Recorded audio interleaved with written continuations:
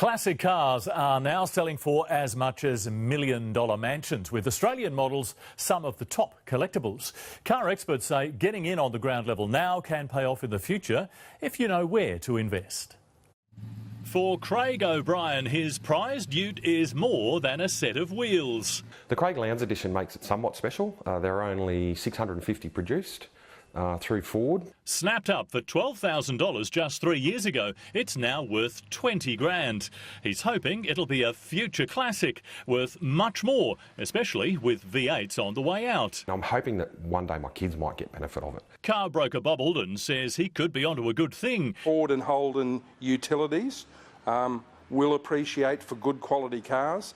There's the Mazda MX-5s. By definition, classic cars are those between 25 and 50 years old, like Cortinas, Ford Escorts and even EH Holdens. Over 10 years, the right car can grow 470%. This 46-year-old Ford Falcon GTHO Phase 4 recently sold at auction for $2 million. If you're trying to buy a 70s or an 80s car, I think they've appreciated, so they've climbed. The same with the overseas cars like a Ford Mustang. A rare 1960s Mustang just snapped up by footy legend Jonathan Thurston for more than $400,000.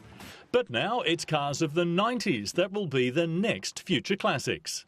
Among those experts are tipping Japanese sports coupe Subaru SVX, the 1996 Lexus LS400, the classic 94 model Land Cruiser, and Saab convertibles from the early 90s.